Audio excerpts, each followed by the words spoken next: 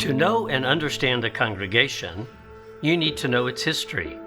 For Presbyterian Church of the Master, it is not a singular story. Instead, it is a history of two churches, Benson Presbyterian and Church of the Master. Their merger in 2017 intertwined the history of both congregations into a shared heritage.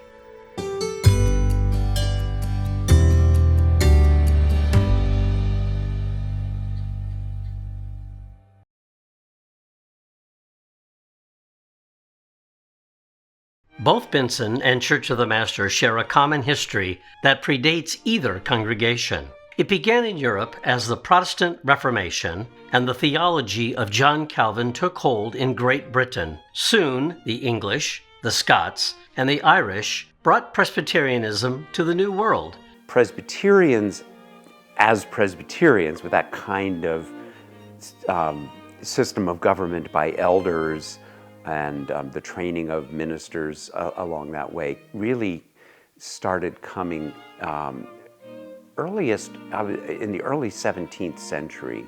A Presbyterian congregation that claims to be the oldest Presbyterian church in the United States, serving the same community, is the First Presbyterian Church of Jamaica, which is in Queens, New York.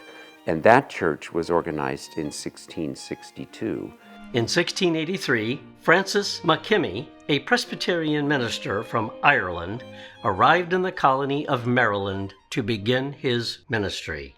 7 ministers, including Francis McKimmey, got together in Philadelphia to organize a presbytery. Up until then, each congregation had pretty much its own independent identity, which of course isn't Presbyterian tradition. The notion of a presbytery goes goes back to Scotland and to Geneva, to the origins of Reformed Christianity in John Calvin's work. So they organized a presbytery. That's partly how he became known as father of American Presbyterianism.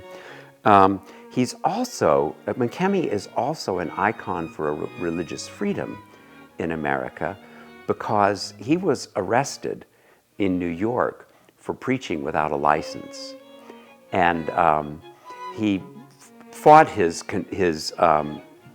case, and he won. He was acquitted, and that is seen as a landmark. And that was 1707.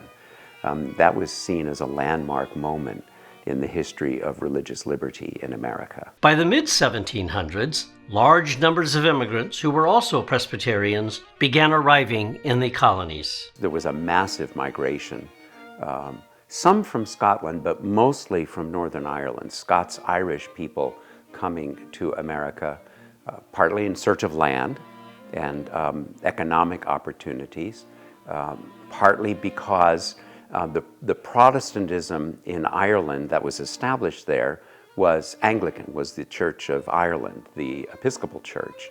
And so they felt a little bit less than completely autonomous as Presbyterians in Northern Ireland. Also, there were social and economic reasons largely for this massive migration, perhaps up to 250,000. As the colonies became embroiled in the struggle for independence, Presbyterians would help fuel the debate. Presbyterians have always had this strong sense of self-governance, that we don't have bishops telling us what to do. We elect elders. The elders can tell us what to do, but the elders are chosen by the people themselves. And so the notion of autonomous government by those elected by the people is very strong in Presbyterian tradition. And with the massive influx of Presbyterians into America, this notion of autonomy and self-governance became pretty strong. More directly, a Presbyterian minister would become a leading voice for independence. Walpole, the Prime Minister of Britain, said about the American Revolution that Cousin America has run off with a Presbyterian parson. And that was John Witherspoon. John Witherspoon was a Presbyterian minister originally from Scotland, but who lived and worked in New Jersey. In May of 1776, preached a sermon called "The Dominion of Providence over the Passions of Men." And in that sermon, he called for the independence of America from Great Britain. That sermon, he preached it in May. It was published and widely distributed, especially in New Jersey, but in other colonies as well. And then he was elected by the colony of New Jersey to represent New Jersey in the Second Continental Congress. And we all know what happened in July of 1776, and Witherspoon was one of the fierce advocates for independence. He was the only clergyman to sign the Declaration of Independence, and he continued to serve in Congress the Continental Congress and beyond until the 1780s.